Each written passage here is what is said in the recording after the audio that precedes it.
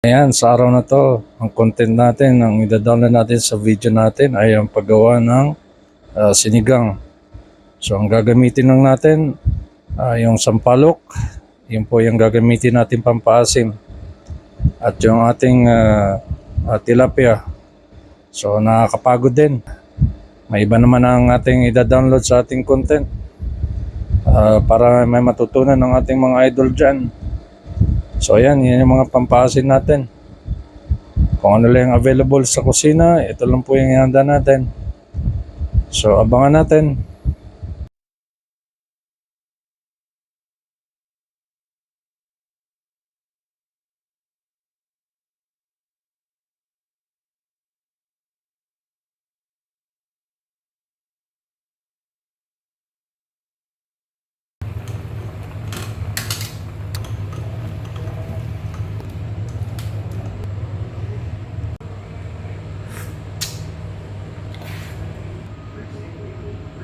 Cornstarch, mga 1 teaspoon para lumagkit.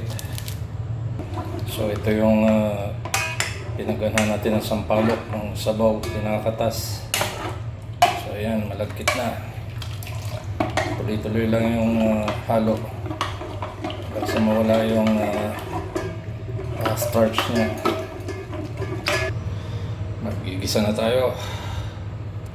Unahin natin yung kamatis para lumabas yung kulay ng kamatis natin. Ito na, pwede sabihin, ito na yung normal na lasa ng kamatis. Kaya ito yung isa sa mga techniques na kaya masarap yung sabaw o sinigang natin. So hindi tayo gagamit ng mga pampalasang yung tulad ng MSG or yung mga hindi natural na panglasa. Minsan nakakasama din sa katawan ng tao yung MSG o yung hindi natural na pampalasa. So ito yung gagamitin natin. Ito yung techniques, isa sa mga techniques. So ang kamatis, isa sa mga pagkukunan natin ng lasa. Ito yung neutralizer natin. Sunod lang yung bawang na buo. So susunod natin yung sibuyas natin. Halo-halo lang hanggang sa mag-turn brown na siya. So susunod natin yung sili natin. Ito yung sili na hindi masyadong manghang. Yung turmeric, 1 pinch lang, konting-konti lang para mapampawala ng lansa. So, yan. Turmeric. Pampakulay din siya. Yan, sama-sama lang. So, yung style ng pagluluto ko ng sinigang ay kakaiba. Sariling idea ko to. Sunod natin gisahin yung katawan ng kangkong, yung matitigas na gulay.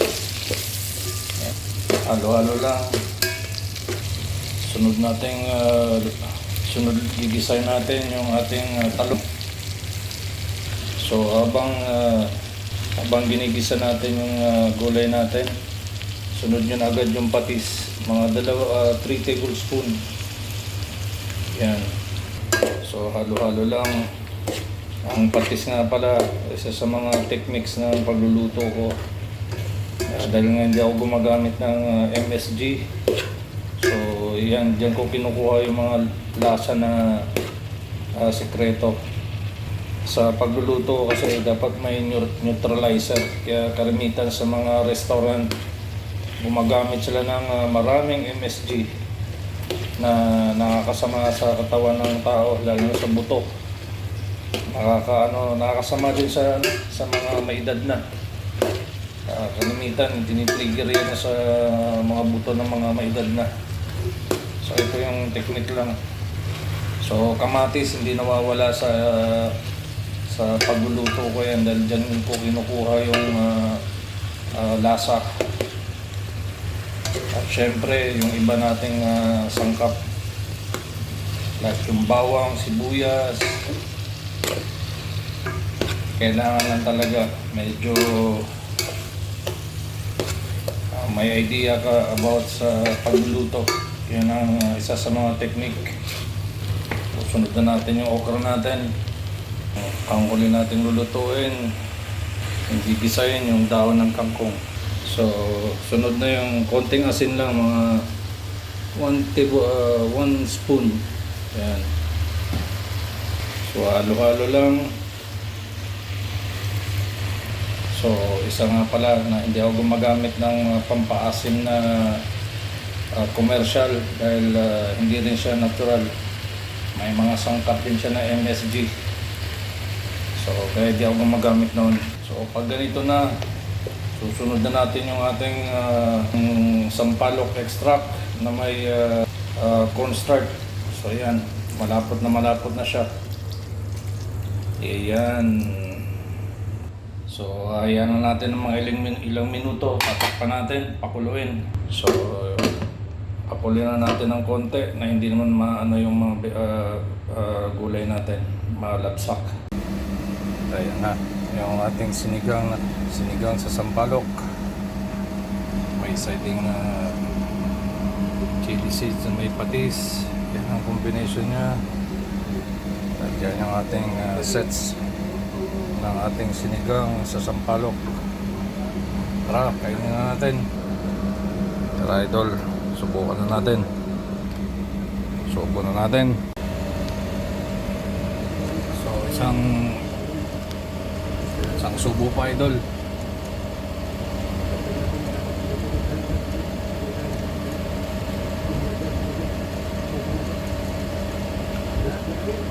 Lakang lasa mga idol. Yung anghang, yung lapot ng sabaw idol kasi nilagyan ko ng pampalapot. Pwede niyang haluan ng idol, ng gabi kung gusto niya para lumapot. Nasa sa inyo na yun. Pero mga idol, ang lasang-lasa. Natin. Isa pa.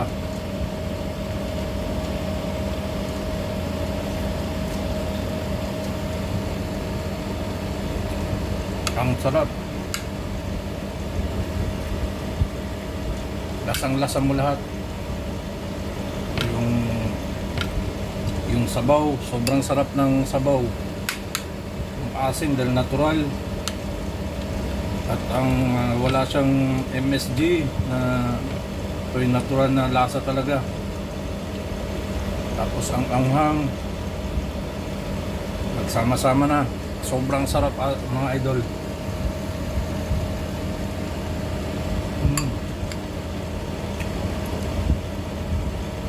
Gulay pala mga idol, okay na. Yung lapot, wala siyang langsa dahil may nilagay tayong turmeric. So sa nakikita nyo parang kulay na may hipon. So parang ganun siya. Kasi natural lang to pag ganito lang ginawa natin na walang ibang kulay. So hindi magaganito ang kalalabasan. So yan ang isa sa mga technique ng mga nagluluto. So depende rin sa nagluluto mga idol. Isa pa.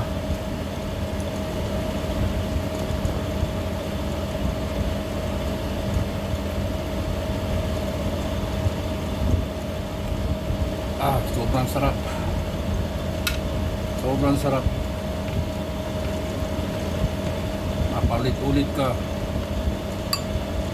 Sa gulay pa lang idol. Sa gulay pa lang.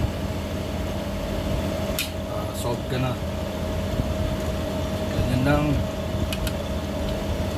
Tapos isda. So kailangan lagi pag may sabaw ka, laging dapat may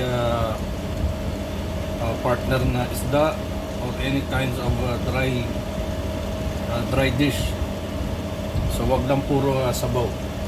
Nakaka-boring din kumain ng ganon. So ganyan lang, kailangan may partner. So ayan mga idol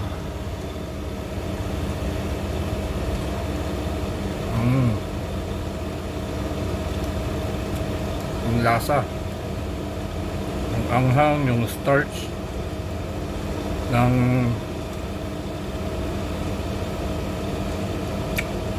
ng okra. Yung okra, idol, yung kinuha ko yung bata.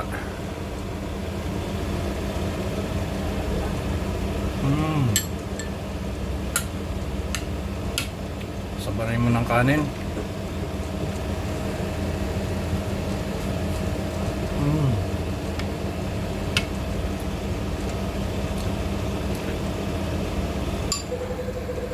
So ayan, idol, uling subo, sili, kanin, may gulay, may isda.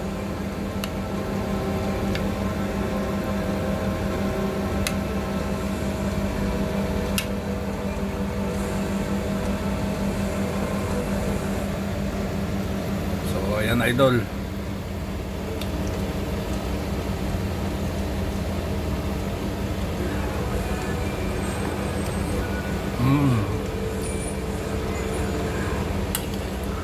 sarap.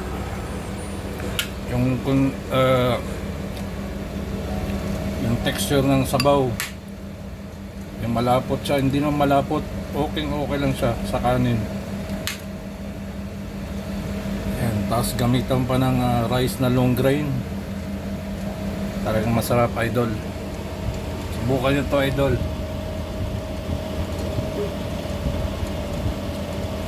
So yun lang. Salute, mga idol. Limón legal.